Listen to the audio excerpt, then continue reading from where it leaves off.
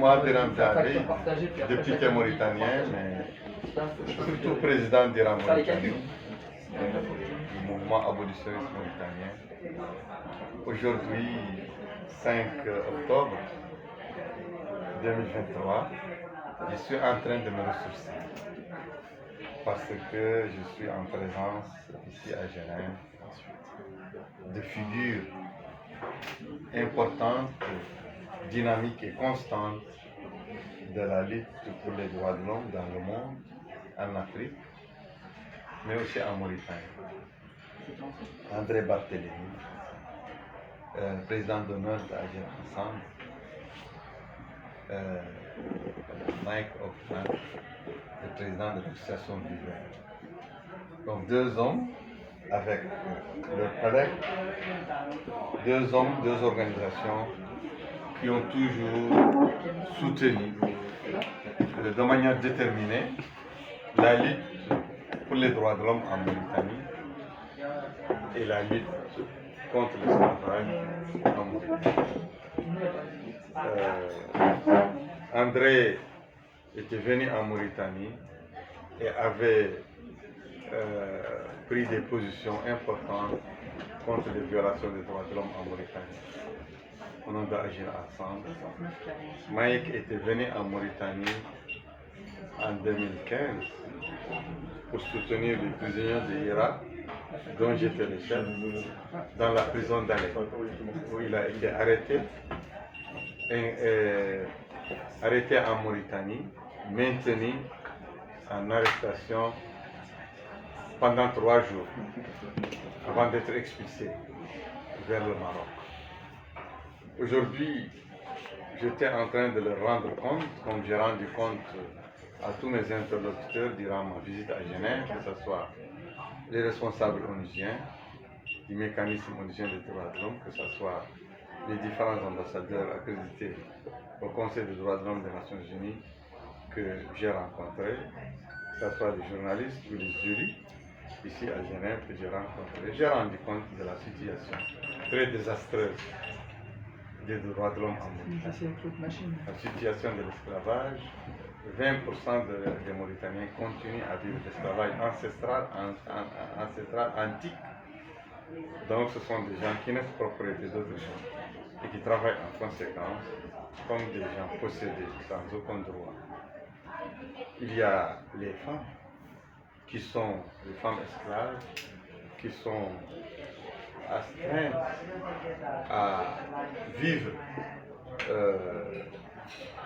les fantaisies, les désirs et l'apprentissage sexuel du maître et de toute la parentèle du maître, de tous les gens qui ont avec un lien professionnel avec le maître. Ça fait des ravages sur tous les plans. Au sein du groupe des femmes mauritaniennes esclaves, des filles et des filles. Les organisations de défense anti-esclavagistes sont ciblées, diabolisées par les autorités mauritaniennes. Iran-Mauritanie a été réprimée dans le sang le 27 septembre passé, il y a quelques jours, parce qu'elle a manifesté pour la libération d'un esclave qui a fui la Mauritanie, qui a vécu au Sénégal depuis il y a 25 ans, qui est naturalisé sénégalais, mais qui a été extradé vers la police mauritanienne, vers la Mauritanie, cueilli par la police mauritanienne à la frontière sénégalaise. La police sénégalaise, les autorités sénégalaises ont livré ce lanceur d'alerte, ancien esclave, naturalisé sénégalais, qui lutte par la voie des médias sociaux contre l'esclavage en Mauritanie. Il est incarcéré, il a été maltraité et il doit subir une peine de prison très lourde et injuste. Il y a tous les crimes d'esclavage qui ont été répertoriés par les ONG mauritaniennes, que ce soit IRA ou SOS Esclaves, et qui ont été présentés devant les tribunaux mauritaniens. Tous ces crimes sont restés impunis. la Mauritanie est dans une inflation des lois, en train de narguer le droit international. La Mauritanie est en train de se moquer de l'intelligence des gens, est en train de profiter de la fatigue, la nonchalance et de la complaisance de ses partenaires occidentaux, notamment onusiens, pour vanter l'arsenal juridique qu'elle a fait voter, qu'elle a fait édicter, qu'elle a ratifié contre l'esclavage, mais en contrepartie de condamnation zéro de l'esclavage. Donc, toutes les affaires de l'esclavage en Mauritanie, tous les crimes d'esclavage en Mauritanie sont restés impunis et la Mauritanie joue un double discours, un double langage. Ils sont aux Nations Unies présentant des lois qui vont contre l'esclavage, et là-bas ce sont les autorités mauritaniennes, les autorités politiques, le pouvoir exécutif, les ministres, le pouvoir sécuritaire, le pouvoir judiciaire, le pouvoir administratif, qui sont là pour enfreindre la loi et empêcher toute sanction, toute application de la loi sur l'esclavage. Le pouvoir mauritanien maintenant a inventé une littérature et un système de carnaval sur la traite des personnes, alors qu'il n'y a aucune personne en prison pour la traite des personnes en Mauritanie. Aucune personne en prison pour l'esclavage en Mauritanie.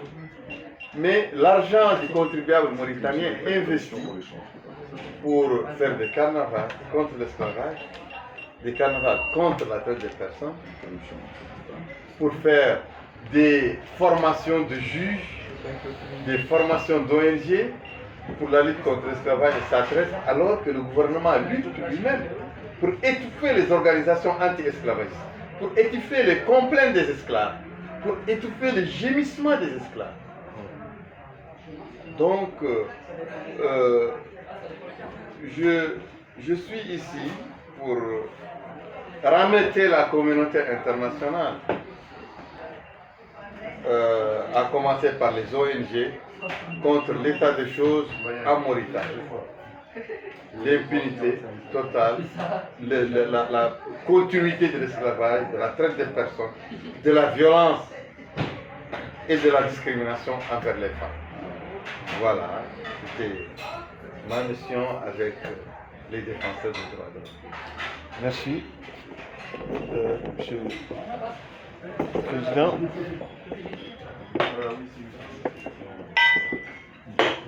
André Barthélemy, je suis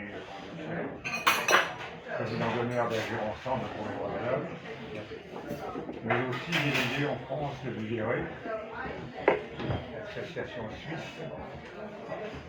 Et notre intérêt pour les crimes qui se produisent depuis si longtemps en Mauritanie date d'une trentaine d'années. Je suis allé pour la première fois en Mauritanie, je crois, me rappeler, en 1991. Et nous avons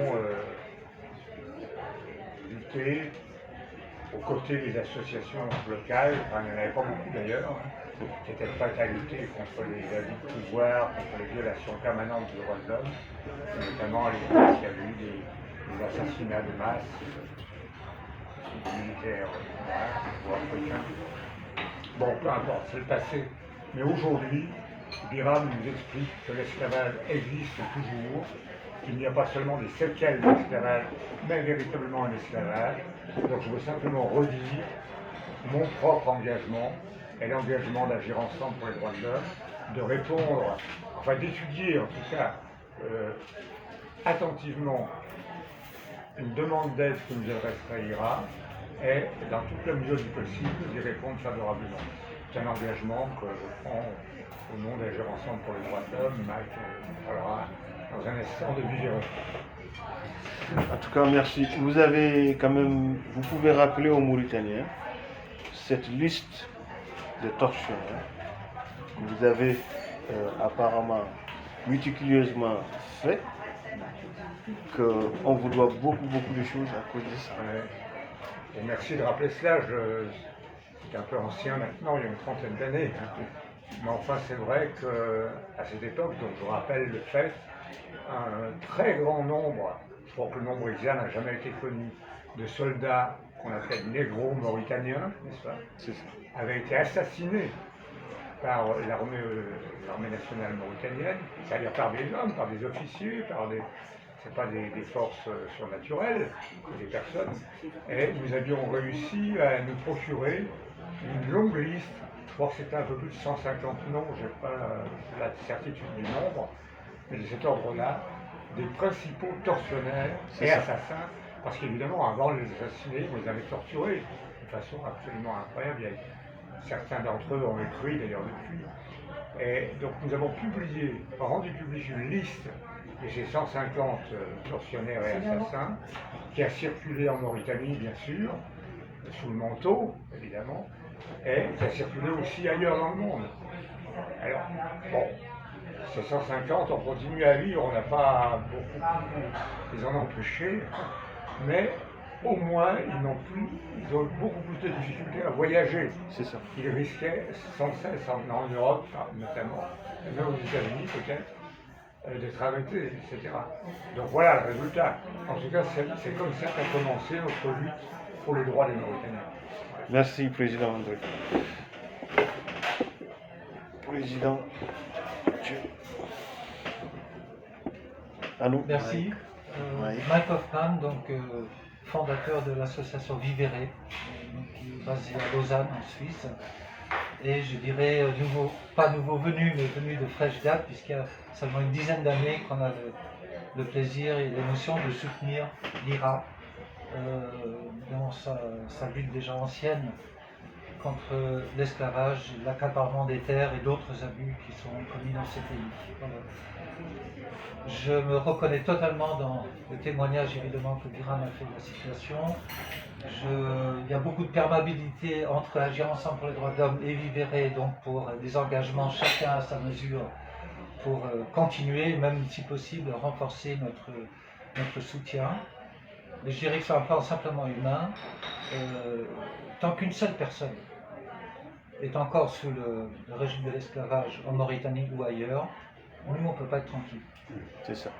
Biram nous dit qu'il y a 20% de la population mauritanienne qui, aujourd'hui encore, 2023, voilà, est sous les férules, si vous voulez, de leur maître, et qu'en plus, un autre 30%, voilà, de ceux qui ont été élargis d'une manière ou d'une autre, sont encore aujourd'hui victimes de discrimination. Donc, si vous voulez, tout cela concerne la moitié d'un peuple. Voilà. Donc, si on peut être ému et révolté vis-à-vis de la situation d'un seul esclave, alors quelle est la dimension de notre détermination quand il s'agit de la moitié d'un peuple? Merci. Merci. Monsieur le Président. Très bien. Merci.